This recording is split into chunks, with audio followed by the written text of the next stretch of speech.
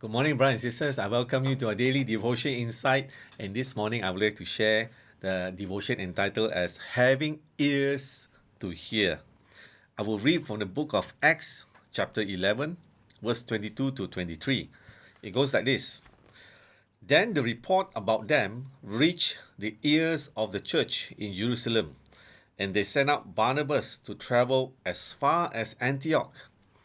When he arrived and saw the grace of God, he was glad, and he encouraged all of them to remain true to the Lord with a firm resolve of the heart. You know, uh, have you ever noticed that sometimes your children have selective hearing? Mine did, of course. I can ask my children to pick up their toys, or brush their teeth, or finish their homework, and but there is no response. They were so engrossed into their TV, they're so engrossed into their iPad or their computer, they didn't hear what I said or what their mama said about their chores. Either they are not listening or they do not want to do what are being asked of them. Isn't it so true about children? When we read about the book of Acts, the opposite happened. The congregation in Jerusalem didn't have the same hearing problem. When the church members found out about the wonderful work happening in Antioch, they didn't turn a deaf ear. They acted promptly and sent Barnabas there to build up the believers some more and encourage them to remain true to God. They heard the church is growing and they sent fire. They sent Barnabas to fire up even more, to strengthen even furthermore. This kind of support spurs the believers in Antioch to carry out their mission. And Antioch was a church, it's a mission sending church.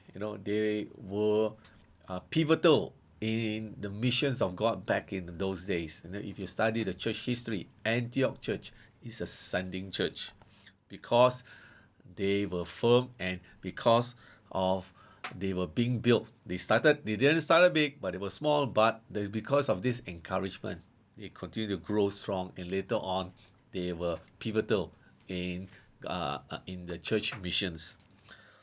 Our churches can be like one in Jerusalem by listening to what God is doing locally and around the world. We can discern how can we be involved in finances, prayer, and support with those He is sending out. So this morning, what are you listening to? What are you hearing? Are you only hearing gossip? Who is who? What is what?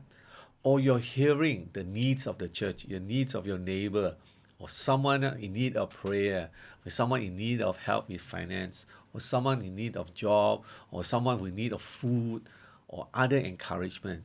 Not only the gossip, or not only the latest happening, the latest trend. I pray that we will not have selective hearing, but we have godly hearing this morning to hear what God hears and be the church just like in Jerusalem.